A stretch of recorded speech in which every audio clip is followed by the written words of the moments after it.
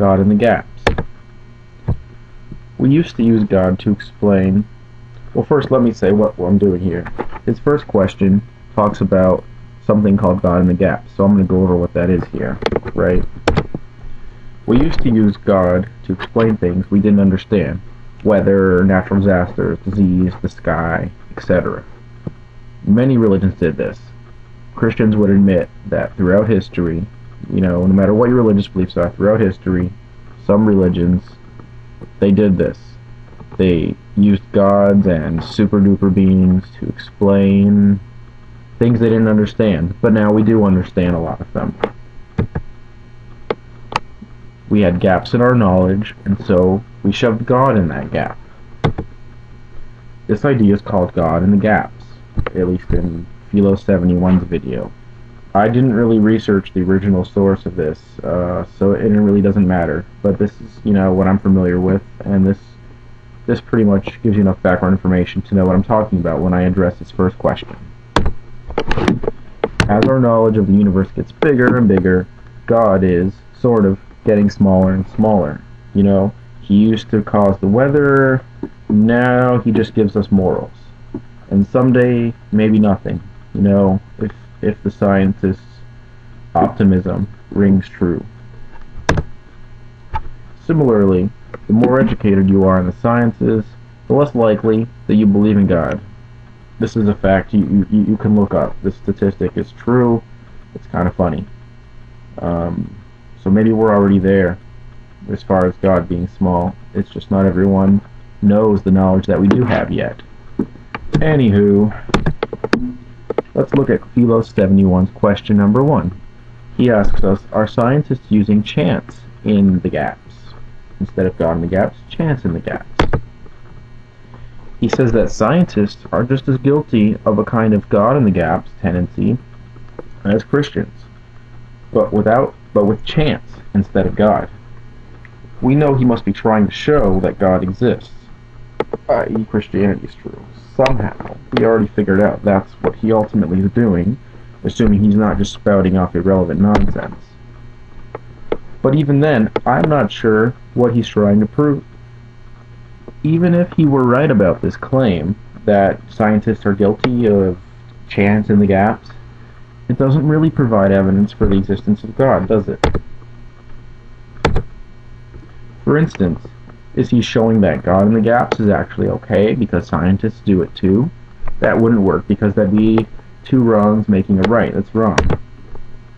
Perhaps he's trying to show that science and Christianity both use faith, so they are on equal grounds. Of course, this would mean that all beliefs are on equal grounds. And, for instance, the belief in Santa Claus is just as valid as, any other belief. It would mean all beliefs are permitted, which is just nonsense. I don't know what he's doing here, and frankly, even if all extant science was false, that still wouldn't be evidence for God. There's just no connection. It's like, you may as well say geography is wrong, so Thor must exist. It just doesn't make sense. So let's move on. Say he disproves science.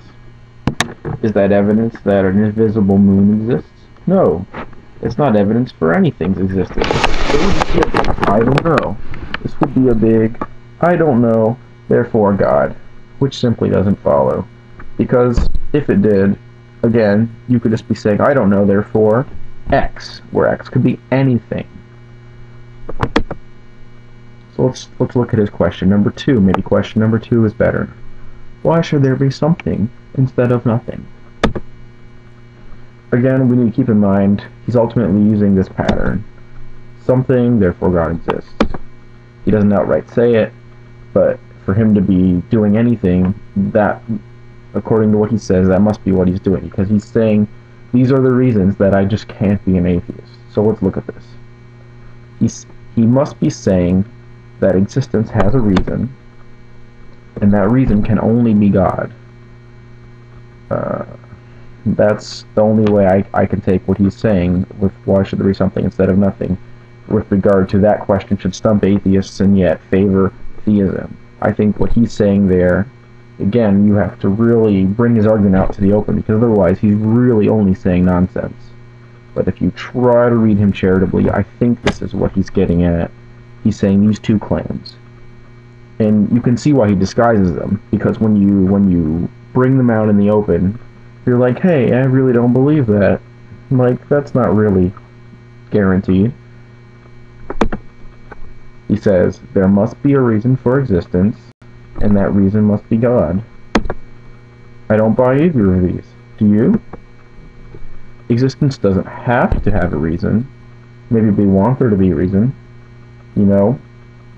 If invisible moons, or Thor, or whatever else explained existence, we can imagine tons of things to explain existence. That doesn't mean that they're true. And secondly, if there had to be a reason, I could think of tons other than God. It doesn't have to be God. So number one, there doesn't have to be a reason. Number two, the reason doesn't have to be God. Wrong on both counts. He's offered us no evidence for the existence of God. And I really don't believe him when he says that these are reasons why he can't be an atheist. I really don't see him as like, gee, I really want to be an atheist, but like these 5 questions just stop me. That's what he says in his video. It's not true. He's being deceitful, which I kind of think Jesus wouldn't like, but whatever, let's move on. Also in this question, he mixes in that the Big Bang must have cause, that biological life looks like it was designed by intelligence, that the universe has moral order. Many of you, in your response videos, have pointed out he's wrong on all these 3 claims. But even if he was right, none of these are evidence for God. The cause for the Big Bang could be something other than a supernatural cause, couldn't it? So, the fact that there's a Big Bang, not evidence for God, which is ultimately what he must be saying. The explanation for life, looking intelligently designed, assuming it does, it could have a non-supernatural explanation, couldn't it? You know, it could be aliens, it could just be luck. I mean, these are more likely than a God, as far as I can tell.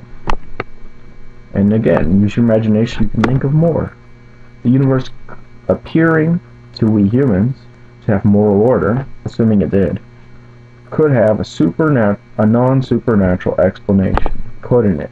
It could. So none of those 3 claims are backing up God's existence whatsoever. They aren't weighing it at all. None of these facts, if true, contradict a lack of belief in the supernatural.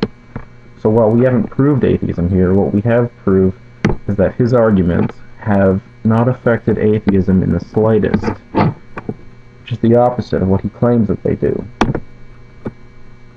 They wouldn't even be evidence for aliens. To take an example, I mean, aliens are not supernatural. You know, they follow natural laws. They exist in reality, somewhere in it, at least. So while we could say, like he did, you know, in a hidden kind of way, God caused the Big Bang, God designed life on Earth, God programmed moral order into humans, or into the universe, which is just missing the point. We could equally say, using his arguments, if they were strong, if they worked, we could equally take them and say, aliens caused the Big Bang, aliens designed life on Earth, aliens programmed moral order into humans. So, this is just to show you that he's not necessarily proving supernatural. If he was proving anything, if his logic was strong, he could be proving something natural still. Something less extreme than aliens too. You know, you could be creative, whatever. So, do any of these claims have to be true? No, there are many more possibilities. You know, it's not just God or aliens. You could think of all kinds of things, and maybe they're all false.